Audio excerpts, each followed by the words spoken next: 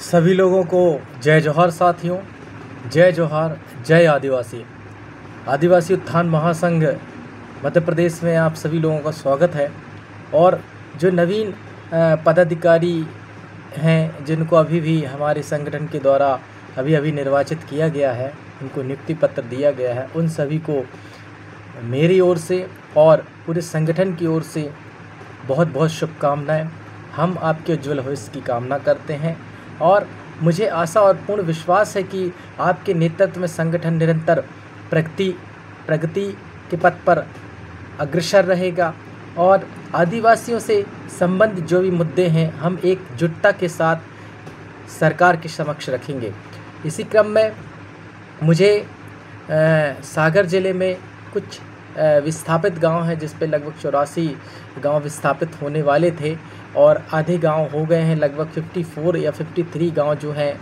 मेरे संज्ञान में आए हैं कि उनको विस्थापित किया जा रहा है और मुआवजे के तौर पर केवल 15 लाख रुपए प्रत्येक परिवार को दिया जा रहा है।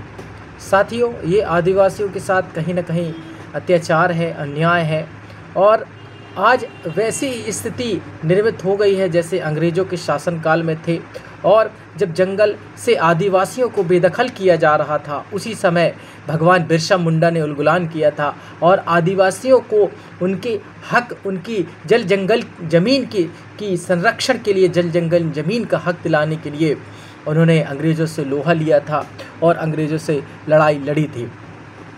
इसी क्रम में मैं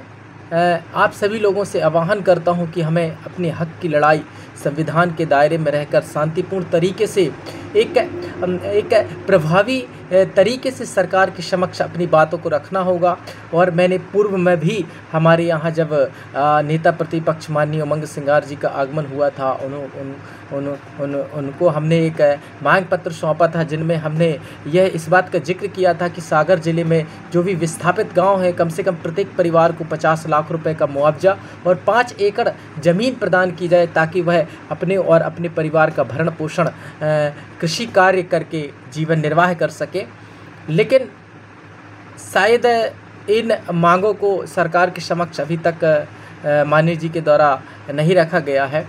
और हमने भी माननीय मुख्यमंत्री जी को पत्रचार के माध्यम से यह मांग रखी गई थी, लेकिन शायद वहां से भी कोई हमें प्रतिक्रिया प्राप्त नहीं हो रही है। तो इन सभी विभिन्न मांगों को लेकर हम एक आदिवासी आंदोलन जो है शांतिपूर्ण तरीके से भोपाल में की योजना बना रहे हैं जिस पे हम अपनी बातों को, अपनी मांगों को सरकार के समक्ष रखेंगे। और सरकार तो हमेशा से ही कहती आ रही है और भारत के जो यशस्वी प्रधानमंत्री हैं माननीय नरेंद्र मोदी जी, वही भी कहते हैं कि यह आदिवासियों की सरकार है और आदिवासियों के हक, उनकी लड़ाई और उनके अधिकारों के संरक्षण के लिए हमेशा वह तत्पर है।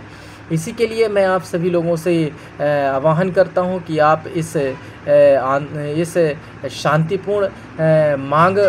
जो हम एक सभा का आयोजन कर रहे हैं उसमें सभी लोगों का एक डाटा तैयार करें और आप जितने भी नवीन पदाधिकारी हैं उनको कार्य प्रणाली क्या है, उसके कार्य कैसे करने हैं, उनके पद के दायित्व क्या हैं, उन सभी को लेकर सप्ताह के प्रत्येक दिवस में एक ऑनलाइन बैठक का आयोजन किया जाएगा जिसमें आप सभी लोगों को